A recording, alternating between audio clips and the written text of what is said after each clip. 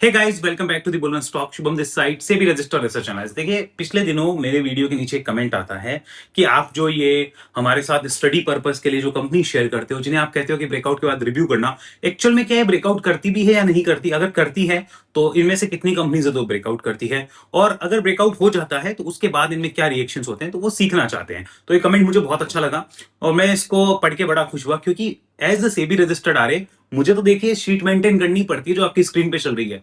ये तो मेरी तरफ से मेंटेन होती है। अभी शीट में क्या क्या है मैं आपको दिखा देता हूं। जैसे देखिए, हम नेम लिखते हैं, कौन सी कंपनी है, हमने क्या रिपोर्ट प्रिपेयर करी है, कौन सा प्लेटफॉर्म है, लाइक वाईटी का मेंबर्स ओनली है। जैसे ज्वाइन बटन जिन्होंने क्लिक कर रखा है उनको पता है मेंबर्स ओनली हम चार्ट भी डालते हैं और उनके वीडियोस जाते हैं।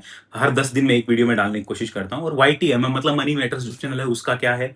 तो अभी हम बुल स्टॉक्स की बात कर रहे हैं।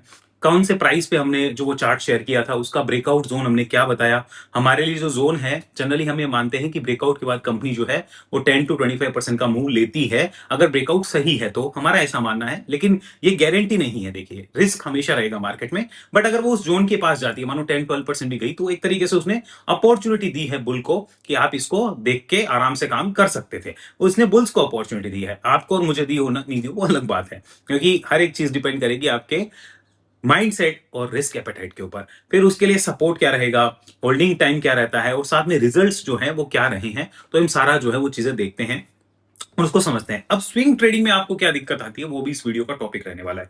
क्योंकि सबसे बड़ी जो दिक्कत है ना स्विंग ट्रेडिंग की, let me tell you, that is breakout के बाद स्टॉक चलना ही चलना चाहिए, ऐसी एक्सपेक्टेशन आदमी की हो गई है। मैं एक एग्जांपल देता हूं। जैसे हमने अप्रैल से लेके इसको देखिए, पूरा मैंने जुलाई तक जितने भी हैं वो सारे इसमें चार्ट्स है वो डाले हैं। अब इसमें मैं एक चार्ट दिखाता हूं, दैट इज चेन्नई पेट्रो। 4 अप्रैल को हमने इसको सेलेक्ट किया था। ब्रेकआउट जोन था 1100 और सपोर्ट था 970। 4 अप्रैल को सेलेक्ट किया था, लेकिन ब्रेकआउट होता है 29 अप्रैल को, यानी कि 25 दिन बाद में। सपोर्ट जो है वो टेस्ट होने आता है, हालांकि सपोर्ट टूटता नहीं है। एज यू कैन सी, वो सपोर्ट के नीचे क्लोज नहीं आता, इवन सपोर्ट को टच भी नहीं करता है। अगर मैं इस कैंडल पे कर्सर रखूं तो सपोर्ट वाज 970 एंड ये 973 को टच करके रिवर्स हो जाता है। लेकिन इस पीरियड में पता है क्या होता है, ये स्टॉक खाली करेक्ट नहीं होता है, ये स्टॉक नहीं टूटता है, आदमी का एक स्विंग ट्रेडर का कॉन्फिडेंस टूटता है। तो उसको बनाए रखना है तो माइंडसेट बहुत जरूरी है। वो ये है कि कोई जरूरी नहीं है कि ब्रेकआउट के बाद स्टॉक चलेगा ही चलेगा। इट में टेक टाइम, उसको टाइम लग सकता है। जब तक सपोर्ट नहीं टूटता वो स्ट्रक्चर वैलिड है, और जब तक रेजिस्टेंस नहीं आते वो स्ट्रक्चर वैलिड रहता है, until and unless there is a different kind of selling pattern. अब सेलिंग पैटर्न क्या होता है वो वेव एनालिसिस में मैंने सिखा रखा है, लेकिन फिर भी आप समझ लो, बिना सेलिंग पैटर्न के भी सिर्फ ये समझ लो कि सपोर्ट नहीं टूटा है तो वो वैलिड है। फिर आगे जाके देखो उसने सारे जो जोन्स है वो अचीव करे। या चार्ट ऑफ द वीक का पार्ट रहा है। उसके बाद ब्रेकआउट होता है, लेकिन ब्रेकआउट के बाद जैसे ही वो टाइम पास करेगा और अपने सपोर्ट के पास जाएगा, लोगों में फियर क्रिएट हो जाएगा। और देखिए, ये फियर क्रिएट होना बड़ा नेचुरल है, क्योंकि जिनको एक्सपीरियंस है वो तो इसको समझते हैं, जिनको एक्सपीरियंस नहीं है वो इसे नहीं समझेंगे। सो दैट्स वाई आपको सीख के समझ के काम करना है। Second example is INOX India. मैं यहाँ पे देखो आइनॉक्स इंडिया क्लिक करता हूँ। 1280 was the breakout zone and 1160 was the support zone. So यहाँ पर चलते हैं जरा आइनॉक्स इंडिया। इससे क्या लर्निंग ले सकते हैं, तो देखो 1280 ब्रेकआउट जोन था। ब्रेकआउट करता है स्टॉक, एक दिन पोज लेता है, वहां पे आराम से रुकता है थोड़ा बहुत, और फिर देखिए क्या होता है, वो सीधा शूट अप कर जाता है। ओके, और वो अपनी जर्नी के लिए निकल जाता है। लेकिन क्या वो सीधा निकला? नहीं। देखो, उसने जो हमारा, हम 10-25% की बात करते हैं कि उस जोन में जाने के बाद कई बार स्टॉक रेस्ट लेते हैं, और रेस्ट ले रहा है ना। क्वेश्चन आता है कि सर इसको डील कैसे किया जाए। अब आपको ये तो समझ आ गया कि हर स्टॉक ब्रेकआउट के बाद सीधा नहीं जाएगा, ये तो आपके दिमाग में क्लियर हो गया। लेकिन क्वेश्चन ये रहेगा कि यार बुकिंग कैसे करें। तो देखो, मैं आपको तरीके बताता हूं। 2 तरह के इंसान होते हैं जो प्रॉफिट बुक करते हैं। जैसे पहला ये होता है जो फिक्स टारगेट बेस्ड स्विंग करता है, कि मानो एक एग्जांपल ले रहे हैं हम लोग, कि पहला टारगेट हमने 10% पे बुक कर लिया, दूसरा हमने 22, 23, 24, 25 कहीं भी बुक कर लिया, तो वो हो गई fix target based swing. 50% quantity हमने 10% पे बेच दी, और 50% क्वांटिटी हमने मतलब 22, 23, 25, 24 कहीं भी बेच ली। ठीक है। अब दूसरा पर्सन होता है, वो कहता है मुझे राइड करना है। वो राइड कैसे करता है, कहता है पहले टारगेट था 10-12% का, वहां मैंने आधी क्वांटिटी बेच दी, और दूसरी रिमेनिंग आधी क्वांटिटी को मैं कॉस्ट टू कॉस्ट या फिर नीचे जो सपोर्ट है उसको सपोर्ट बना के मैं अपना राइड करता चलूंगा, मैं नहीं बेचूंगा। सो दैट डिपेंड्स इंडिविजुअल की रिक्वायरमेंट क्या है। लेकिन ये 2 ही तरह के लोग होते हैं जो काम करते हैं, और उसके अकॉर्डिंग आपको चीजें देखनी और मैनेज करनी आनी चाहिए। अगर नहीं आती है, you have to learn this seriously, क्योंकि ये सीखना बहुत जरूरी है। सो आइनॉक्स देखिए उसके बाद में कैसे मूव करता है। ठीक है, तो ये समझना आपके लिए बहुत ज्यादा जरूरी और इंपॉर्टेंट रहने वाला है। नेक्स्ट चलते हैं, यहां बात करिए हम चलते हैं स्काई गोल्ड पे। तो स्काई गोल्ड को देखना, इसमें क्या हुआ था, द ब्रेकआउट लेवल क्या था वो समझो, और मैं 5 7 10 एग्जांपल ही दिखाऊंगा, ज्यादा नहीं। Breakout level was 400। अब देखो यहाँ पे देख लो, 400 लेवल था, सपोर्ट 350 था। हुआ क्या, इसमें केस स्टडी है, 400 का ब्रेकआउट होता है, स्टॉक 440 जाके वापस 400 के पास आता है, उसके नीचे नहीं जाता है लेकिन पास आता है। तो दैट मीन्स कि वहां से भी तो एक 10% का करेक्शन आया ना। क्या हम उसको झेल सकते हैं? अगर आंसर हाँ है, तब तो हम आगे की जर्नी जो होती है ना स्टॉक की, वो डिजर्व करते हैं। अगर हम आंसर नो है, तो हम फिर आगे की जर्नी किस बात पे डिजर्व कर रहे हैं? हम तो फिर मार्केट को ये बोल रहे हैं कि तू मेरे अकॉर्डिंग चल। मार्केट ऐसे नहीं चलने वाला। Sometimes market will hit you on the chest, hit you on the chest, and you have to keep yourself calm in that time. यही रूल है और कुछ होगा नहीं। आपको अपने आप को काम करना ही पड़ेगा। Sometimes situation will be harder than your expectations. अगर आपका मतलब मानो 12 महीने अच्छे जा रहे हैं ना लगातार, कि आपको कोई हर्डल्स ही नहीं है लाइफ में, तो आपका पूरा आने वाला टाइम खराब है। लेकिन आप बीच बीच में हर्डल आ रहे हैं और फिर आप धीरे धीरे हर्डल को पार करते हुए निकल रहे हो, तो आपके लिए जब एक्चुअल में मार्केट हर्डल पैदा करेगा सबके लिए, तो आपके लिए इतने बड़े हर्डल्स नहीं होंगे। 10 में से आप 10 में से 8 या 7 बार या 9 बार ही सही होंगे। 10 में से 10 बार सही नहीं होने वाले। और अगर आप 10 में से 10 बार सही होते जा रहे हैं, तो फिर आगे दिक्कत आएगी ही आएगी, ये ध्यान रखिएगा। So never try to be perfect in the market यार। अगर परफेक्ट हो गए तो काम नहीं कर पाओगे, ध्यान रखना।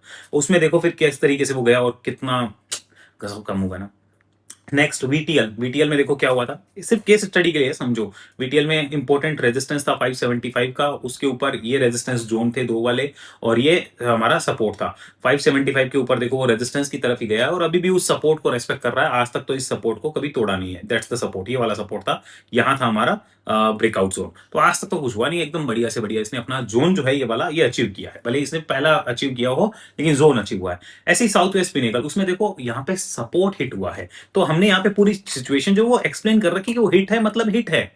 यहाँ पे सपोर्ट टूटा है तो टूटा है, ये सपोर्ट टूट गया तो टूट गया, काम खत्म तो काम खत्म। उसमें हमें इफ बट एक्सक्यूजेस नहीं लेने।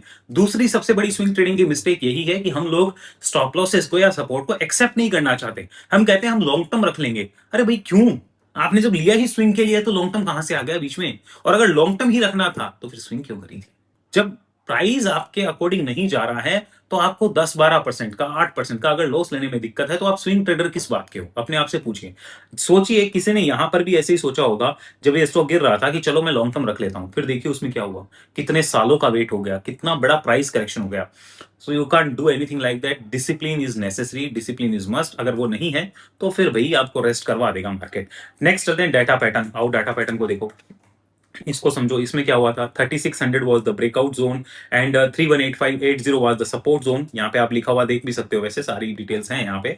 उसके बाद क्या होता है, स्टॉक यहाँ से निकलता है, निकलने के बाद ऊपर जाता है, ऊपर जाके वापस रिटेस्ट करता है, लेकिन इसके नीचे क्लोज नहीं होता, एंड देन वापस शूट अप करता है। और ये ओवरऑल अगर मूव देखा जाए, इतना भी गया था ना जब, तो लगभग हमारा जो इंपॉर्टेंट रेजिस्टेंस था वहां तक जा चुका था। हालांकि हम तो 10 के लिए देखते हैं, तो 10 तो यहीं पे हो गया था। और उसके बाद ओवरऑल अगर मूव देखा जाए, तो दैट वाज ईयर। ये आपकी स्क्रीन पे विजिबल है। ओके, सो ऐसे नहीं होता है कि हमने जैसे चाहे वैसे मार्केट चलेगा। अरे भाई, मार्केट के अकॉर्डिंग डिसाइड करो कि मुझे कैसे चलना है। नेक्स्ट एनएलसी ने देखो क्या किया, अपना जोन अचीव किया। टिप्स ने किया, सेल ने किया, जीआरएससी ने क्या किया, डायरेक्ट ब्रेकआउट किया। तो डायरेक्ट ब्रेकआउट हमारे लिए ट्रेडेबल नहीं होते, तो हम बुल्स के पर्सपेक्टिव से उसको सोचे समझे या सीखने की कोशिश करें, तो हमारा उसमें एंट्री पॉइंट ही नहीं बन पाता। भारत वायर में हमारा स्टॉप लॉस हिट हो गया, तो स्टॉप लॉस हिट है तो हिट है, no excuses should be there. क्या हम ये एक्सपेक्टेशन ले रहे हैं कि 10 में से 10 टारगेट ही लेंगे? नहीं, कुछ कुछ एसएल भी जाएंगे, and we have to be ready for that. हाँ, अब किसी के साथ अगर एक्सपीरियंस ऐसा है कि हमने मानो 10 स्टॉक के ऊपर डिस्कशन किया है, या आपने अपनी वॉच लिस्ट में 10 स्टॉक लगाए, 8 जो आपने नहीं देखे वो तो सारे चले गए, 2 जो आपने देखे वही नीचे आ गए, तो this is the bad luck. उसमें कुछ भी नहीं किया जा सकता, वो बैड लक है। मेरे साथ भी हुआ है, मैं आपको बताता हूँ क्या हुआ था। मैंने एक बार 3 महीने लगातार प्रॉफिट कमाया था, 3 महीने। ओके, लगातार जबरदस्त प्रॉफिट, मतलब one of the best profit कमाया था मैंने एक गलत आईपीओ में अप्लाई करा था। पता है कितने का अप्लाई करा था? मतलब मान लो लाखों का अप्लाई करा था। 10 लाख से ऊपर की एप्लीकेशन थी वो। ठीक है, वो आईपीओ लिस्ट होता है, लिस्ट होने के बाद कंटिन्यूस लोअर सर्किट लगते हैं, 30% तक लोअर सर्किट लगे। हालांकि मैंने उसमें फिर 20% वापस जब उसने बाउंस किया, 20% के आसपास मैंने लॉस बुक किया था। सो जितना भी मेरा प्रॉफिट था वो निकल गया। एक एग्जांपल ले लो, मानो मैंने उसमें 80 लाख का आईपीओ लगा दिया था, तो मेरे 16 लाख का लॉस हो गया था। 3 महीने में अगर हो सकता है मैंने 16 लाख कमाए, तो मेरे सारे चले गए थे। सो उसमें मैं कुछ भी नहीं कर पा रहा था क्योंकि वो लोअर सर्किट पे लोअर सर्किट लग रहे थे, मैं बेचू भी कैसे बेचूं। बस मेरी एक ही गलती हुई थी, मैंने बिना पढ़े वो आईपीओ अप्लाई कर दिया था। तो ऐसी गलती होने के बाद आपके पास दो ऑप्शंस रहते हैं। जैसे मानो आपके साथ भी ये बैड लक हो जाए कि दो स्टॉक जो आप नहीं देखे उनमें ही हमारा मानो कि सपोर्ट टूट गया, तो आपको कैसा बुरा ही लगेगा। तो इस केस में क्या करना होता है, दो ऑप्शन है भाई, या तो रिग्रेट कर लो या रीस्टार्ट कर लो। दोनों में से एक ऑप्शन चूज करना पड़ेगा। थोड़ी देर रिग्रेट करने के बाद रीस्टार्ट करना ही पड़ेगा, और अगर रिग्रेट में उलझ गए तो फिर रीस्टार्ट नहीं हो पाएगा। मैंने भी किया है, हमारे साथ भी हुआ है। I use to share this with my father कि देखो यार ऐसे हो गया, पूरे 3 महीने की मेहनत बर्बाद हो गई, but part of the game है, क्या कर सकते हैं। जो चीज हाथ में नहीं उसको लेके सोचा नहीं जा सकता, ठीक है। We have to follow the discipline. Next देखो, गुड लक की बात करते हैं आप। That's good luck India. यहाँ आइए, गुड लक में क्या हुआ, दैट्स द ब्रेकआउट जोन 13 29 30 के आसपास। 1170 वॉज द सपोर्ट, सपोर्ट नहीं टूटा। लेकिन ये जो बीच में यहाँ टाइम पास करता है तो हमारा कमेंट सेशन भर जाता है, कैसे स्टॉक्स लाते हो, ये कोई तरीका है आपका, ऐसे चार्ट थोड़ी बताने होते हैं। आपको लगता है भाई हम किसी के साथ गलत नहीं करना चाहते, बी वेरी ऑनेस्ट, अपनी रोजी रोटी पे हम लोग बैठे हैं आज, बी वेरी ऑनेस्ट। हमारा कोई मोटिव ऐसा नहीं होता कि हम अपनी ऑडियंस को एक छोटा सा भी गलत चार्ट बताएं। हमारा मोटिव ये होता है कि उनको कुछ सिखा पाएं, कुछ समझा पाएं, क्योंकि एज ए एनालिस्ट हमें आगे इस बिजनेस को कैरी फॉरवर्ड करना है। हाँ, sometimes market is not going in our favour, ये हमें भी पता है, हम कोई भगवान थोड़ी है। लेकिन जब वो बेचारा इतना सा कंसोल्टेशन कर रहा है, उसने सपोर्ट भी नहीं तोड़ा, थोड़ा पेशेंस में आपसे भी एक्सपेक्ट करता हूँ कि थोड़ा सा पेशेंस रखना चाहिए। और उसके बाद देखिए उसने अपना काम जो है वो कर दिया था। ओके, सो यहाँ पर उसका काम जो है, हमारा जो था वो 1662 तक का काम था, और उसने देखो कहाँ तक काम किया है। You can see this one आपकी स्क्रीन के सामने। मैं बार बार क्या ही बोलूँ उस पर। जी शिपिंग, इसने अपना काम कर दिया। JSW energy still waiting. अब वेटिंग जोन में क्या होता है कि हमारा पेशेंस जवाब देने लगता है। देखो लाइव है वेटिंग का example. 585 was the breakout zone and 520 was the support. अब इसने क्या किया, यहाँ पे टाइम पास करता रहा। तो अब क्या टाइम पास कर रहा था उस टाइम, इसने कोई सेलिंग पैटर्न बनाया भाई? अभी तक तो नहीं बनाया, नहीं बनाया तो अभी भी यहाँ पे स्ट्रक्चर वैलिड है स्टॉक का। स्ट्रक्चर तब तक वैलिड ही माना जाएगा, हम बीच में आए जाए वो हमारी इच्छा है, लेकिन ओवरऑल स्ट्रक्चर तो जो है, ट्रेंड जो है वो खराब नहीं हुआ है। इसको मैं और एग्जांपल से भी समझाऊंगा आपको। मेट्रोपोलिस स्टिल देखो यहाँ तो ब्रेकआउट ही पेंडिंग है। अरविंद लिमिटेड, इसने अपना देखो वो काम कर दिया था, that's Arvind. 450 was the breakout and ये हमारे रेजिस्टेंस जोन थे। आओ चलते हैं, चेक करते हैं। दैट्स अरविंद। ये देखो इसने यहाँ पे ब्रेकआउट किया, ब्रेकआउट करने के बाद देखो किस तरीके से उसने काम किया अपना। तो अपने अपने सारे स्टॉक्स ऐसे नहीं चलते, कुछ टाइम लेते हैं, कुछ को और करते हैं। केपीआईएल इसने 9% तक मूव लिया, उसके बाद इसने मूव लेना जो है बंद कर दिया था। एंड शिल्पा मेडी के, शिल्पा मेडी में देखो क्या हुआ है, इसने भी अपना टारगेट जोन जो है वो कंप्लीट कर दिया था। स्पॉट किंग, एंजियल फाइन, इन सब ने अपना टारगेट जोन जो है वो अचीव किया था। सीमेक की बात करें तो इसमें अभी तक ब्रेकआउट पेंडिंग है। ब्रेकआउट पेंडिंग क्या होता है वो समझो। जैसे हम लोग क्या गलती करते हैं, हम क्लोजिंग बेसिस ब्रेकआउट की इंपॉर्टेंस नहीं समझते। अगर आप एक्सपर्ट नहीं है तो आपको इंट्राडे ब्रेकआउट की तरफ नहीं जाना चाहिए। ये आपकी स्विंग ट्रेडिंग की सबसे बड़ी मिस्टेक हो सकती है, क्योंकि आप देखते हो कि वो स्टॉक बस थोड़ा सा क्रॉस किया, वो ब्रेकआउट हो गया। नहीं, let it sustain for some time. अब वो सम टाइम मैंने वेव एनालिसिस में एक्सप्लेन कर रखा है कितने समय उसको रुकना चाहिए, तब माना जाता है कि हाँ चलो इंट्राडे में भी देख सकते हैं। बट फिर भी अगर at the time of closing वो ऊपर क्लोज नहीं हो रहा है तो there is some serious issue, उसका ध्यान रखना चाहिए। ऊपर क्लोजिंग नेसेसरी, अगर नहीं हो रहा है तो फिर कुछ इश्यूज हैं। तो अभी तक इसमें एक्टिवेशन नहीं माना जा सकता। तो इसमें हमारा जोन अचीव कैसे हो जाएगा? क्या हम ये कह सकते हैं कि उसमें हमारा सपोर्ट टूट गया? सपोर्ट तब टूटेगा ना, ये वाला, सॉरी ये जो सपोर्ट है हमारा, ये वाला सपोर्ट 1430 तब टूटा हुआ आप मानोगे, तब इसको नेगेटिव मानोगे जब एक्चुअल में ब्रेकआउट तो हो जाए। ब्रेकआउट ही नहीं हुआ तो हम कैसे मान सकते हैं? ठीक है। नेक्स्ट देखो यहाँ पे वॉकहार्ट, उसमें डायरेक्ट ब्रेकआउट था तो we will not count that. Next हम बात करें एक्मे सोलर, तो वो अपना काम कर चुका है। ग्रेफाइट, उसमें ब्रेकआउट पेंडिंग। एक्मे सोलर में कुछ दिखाता हूं, this is one of my favourite. यहाँ देखना, दैट्स द जोन जिसके ऊपर ब्रेकआउट था। एंड देन हमने क्या लिख रखा और यहाँ क्या हुआ है, let me show you this one. Okay, पहले ये देखो ये कहाँ तक गया है, दैट्स द रेजिस्टेंस जोन आपकी स्क्रीन पे है, ठीक है, यहाँ तक गया। और हमने क्या लिख रखा था, यहाँ देखो। मैं क्यों कहता हूँ कि इतने जोन के ऊपर जाने के बाद मार्केट में पोज आता है, मतलब जो 25 होता है ना ब्रेकआउट से एक जोन, उसके बाद पोज लग जाता है। बहुत बार मैंने ऐसा देखा है, आप 20 के ऊपर ही समझ लो, 20 to 25% जोन में पोज लगता है। सो दैट्स वाई थोड़ा सा वहां देखना चाहिए लोगों को। नेक्स्ट अब देखो क्या हुआ है, look at the Rico Auto. मैं रिको ऑटो में कुछ दिखाता हूँ, मैं रिस्क मैनेजमेंट का पार्ट पढ़ा रहा हूँ, वो समझना। रिको auto, what was the breakout zone 140 and what was the support 123। तो this is the breakout zone 140। यहाँ पे हम एक लाइन लगाते हैं, ठीक है। ब्रेकआउट होता है, स्टॉक कहां तक गया, ऊपर गया इस पॉइंट तक 157 तक, यानी कि उसने जो हमारा 10 to 25% जोन जो था उसके अंदर एंट्री कर ली थी। 10% से ऊपर एंट्री हो गई, बिल्कुल हो गई, यानी कि उसमें बुल्स को चांस दिया था पार्शियल प्रॉफिट बुक का। अब बुल्स के पास दो ऑप्शन है, पार्शियल बुक कर लिया, उसके बाद या तो कोस्ट टू कोस्ट कर देते हैं वो अपना एसएल कि चलो कोस्ट टू कोस्ट कर दिया, या फिर 123 के साथ वो बैठे रहते हैं। इसका मतलब क्या है वो समझने की कोशिश करो। इसका मतलब यह है कि आपने अपने रिस्क मैनेजमेंट के लिए उसको टीएसएल लिया है, ट्रेलिंग एसएल लिया है, उसका स्ट्रक्चर तब तक चेंज नहीं होगा जब तक उसका सपोर्ट बड़ा वाला टूट नहीं जाता। क्या वो टूटा? आज तक नहीं टूटा। तो स्ट्रक्चर चेंज नहीं हुआ है, बस हम रिस्क मैनेजमेंट के लिए 4 दिन के अंदर यहाँ पे नमस्ते कर लिए जून में, और अभी तक मतलब एक डेढ़ महीना हो गया होगा, तो हमने वो टाइम पीरियड बचा के कैपिटल रोटेट कहीं और करी होगी। लेकिन क्या इस स्टॉक का, इस चार्ट का स्ट्रक्चर बदला? नहीं, वो स्ट्रक्चर इस पॉइंट के नीचे ही बदला हुआ माना जाएगा। आई थिंक आप समझ गए हो।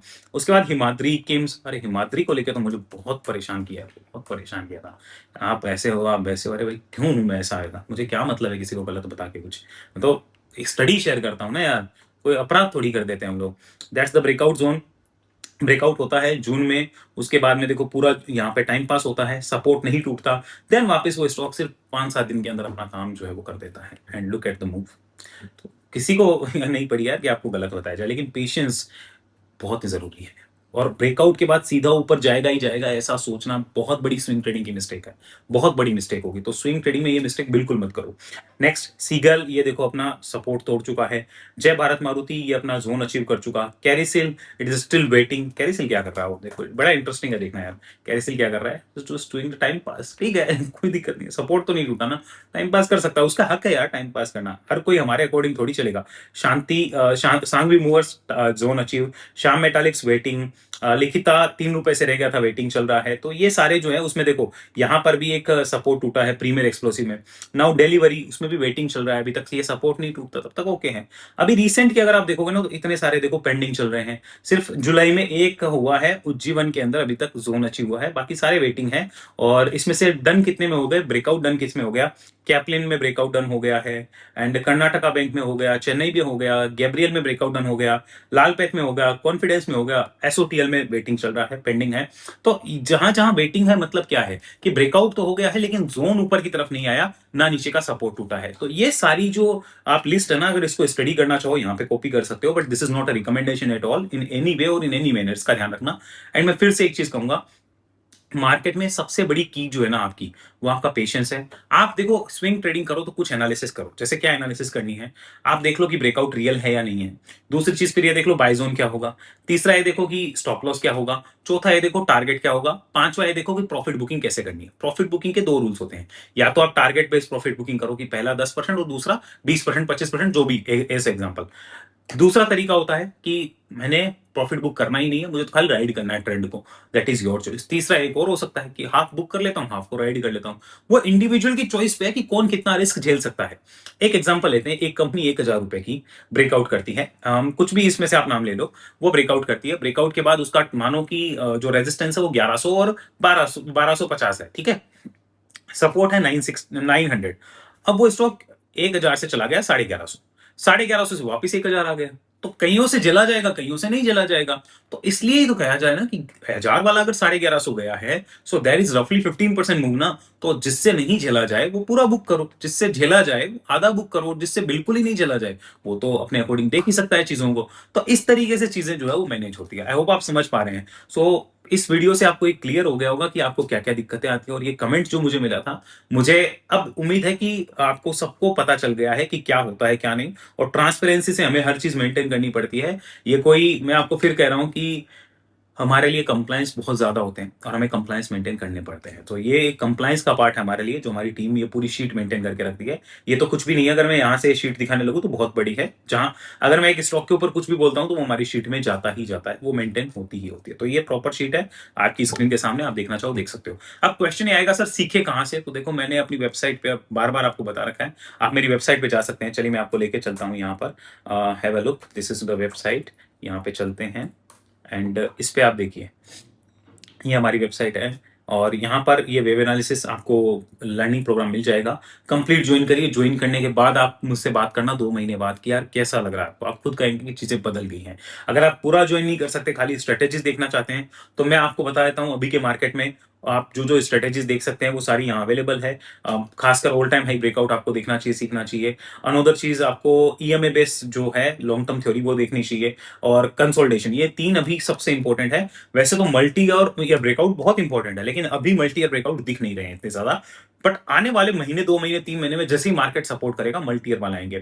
4 ईएमए वाला भी शुरू हो रहा है, cup and handle, super trend, ये भी आप देख सकते हो। बट जो मुझे सही लग रहा है कि अभी की डेट में as a swing trader, all time high and consolidation breakout, ये दो तो सुपर प्रायोरिटी पे आपको देखने चाहिए, अभी के अभी देखने चाहिए। और पूरा आप लर्निंग प्रोग्राम लोगे तो आपको तो पता ही है कि चीजें होती कैसे, आप समझ जाओगे काम करना कैसे है। सो आई होप आपको अच्छा लगा है वीडियो। लाइक शेयर सब्सक्राइब जरूर करिए, और बताइए कमेंट बॉक्स में कि इसके अलावा आपको स्विंग ट्रेडिंग में और क्या दिक्कतें आती है। मैंने अपनी तरफ से पूरा आंसर दिया है, अगर आपने वीडियो देखा है आपको निराशा नहीं हो सकती। सी यू सून नेक्स्ट वीडियो भी लेता ही। जय हिंद, जय भारत।